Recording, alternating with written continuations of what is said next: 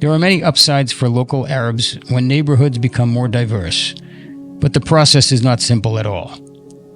To understand how the community changes, we walked to predominantly Arab neighborhoods in the old city of Jerusalem near Lions Gate to visit with Jewish residents who legally reclaimed a property that had been lost during the pogroms and violence in the 1930s and 1940s. Gabriel Tauber and Ben Packer explain. We're at a very strategic intersection. We have an entrance to the Temple Mount over here, entrance to the neighborhood over here, entrance to the old city from the Lions Gate in front of us. This is where the Israeli soldiers entered in 1967, the Six-Day War. First Jewish force to enter the old city in over 2,000 years. And this is the Via Dolorosa. The Christians from all over the world come. In terms of world history, we're in a pretty significant place. My name is Gabriel Tauber, sitting here with Ben Packer. I had the merit to be one of the first people to come into this compound when it was redeemed. And the soldiers came through in 1967 to the Lions Gate, and they immediately turned left to the Temple Mount. But what about to the right? Nobody went to the right. And as a matter of fact, if you tried to go to the right, the police would stop you for many years. This is where the Crusaders came through and massacred the Jews 1,000 years ago. And now we're back. Not only did the Jewish people connected to this place start going there, also the police started going there. Now you have tourists going there. There are cameras here now. It adds a feeling of security, a feeling of significance. We feel secure, we feel protected, and we walk here confidently. It's a major game changer for Jewish people, for Jerusalem. It's a big deal. My name's Shaul Geblikian. I live here in the Old City for about 8-9 years. My first 2 years were here in this property.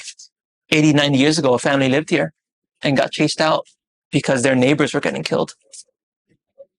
I think we need to stand up for not just ourselves, but for those people back then. There was 5 families living here at first. This was owned by a family in the 1920s or so, and they ended up leaving during the riots. And 80-something years later, a great-granddaughter ended up coming and proving that this was their property, and it was registered in the government. So they removed the majority of the families that were living here. People didn't like coming to this area because it was dangerous. I had no idea that this was a no-go zone. I heard there's a house that people are scared to live in. I said, I love the old city. I'd love to live here. I'll live there. I'm not scared. And those Jewish letters carved in that stone, if you don't believe in the deed, just look at the letters carved in the stone. It was about a 5-minute walk to the next Jewish home, which usually doesn't sound so bad, but when you're walking through what was considered the worst neighborhood in the old city, I definitely had to look over my shoulder more often than anywhere else. But it also ended up being very special. You and I know God exists. We can see him through many things, but it's a lot clearer when there's miracles going on. 20 people throwing rocks at you and all of them missing. Or even more so, when that rock hits you and it doesn't do any damage. You go to the hospital, they have the stone there. Yeah, they have the police report. And they resend you to CAT scans because it's nothing showing up. I remember I had the doctor come in. He goes, nothing shows up on the CAT scan. I go, wow, miracle. He goes, no, we have the police report. We have the rock.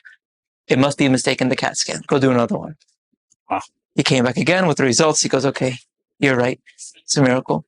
Go home. He goes, can I give you some painkillers? I go, no, I'm fine. He goes, no, I'm giving you painkillers. I don't care if you take them or not. Just take the prescription. You had probably 15 to 20, if not more, people arrested, at least that I know, and put in jail. For example, my front door got set on fire 9 times. You have the people that threw the Molotov cocktail. You had another guy that used to live here, got hit in the head with a cinder block. For every police report that I might have done against somebody, there was another 20 against me. This was a different way that they were trying to do it. So to the police at first, especially with no cameras here, that's what they thought. The door that was here got burnt 9 times. This is now destroyed. There used to be a hidden camera here. That's actually how they caught these guys burning the door. I personally had Arab neighbors here come and say, we are happy that you're living here. They say, we don't like the problem makers either, but what can we do? I've had old ladies here that were friendly come with a broken tooth and say, you know, I'm sorry, I can't say hi to you anymore, or I can't help you anymore. Why can't they say hi?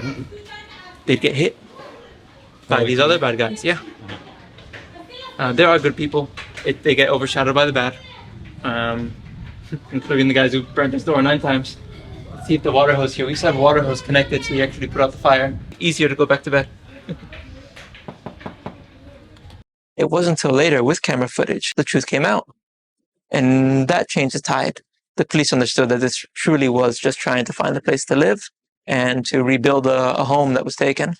and they were very helpful. As you can see on your walk here, you had street lights, you had actually a redone street, cameras, things that really changed this neighborhood. Say one of these neighbors, doesn't dislike me, but a person down the street who's hateful of Jews does. So he's throwing rocks at me, but it might hit the neighbor's kid. That neighbor, because of that fact, hates me. So once that guy's gone, they don't have to hate me anymore.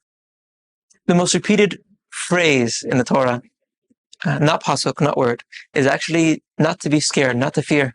And I think just like how a parent comes and tells a child something that's not just important to the parent, but difficult for the child, I think God does the same for us. To tell us not to be scared is a very difficult thing. So I think God's repeating it for us to work on, and it can really change one's life to get to that level of not being scared of anything but God, because, God, everything's in His control.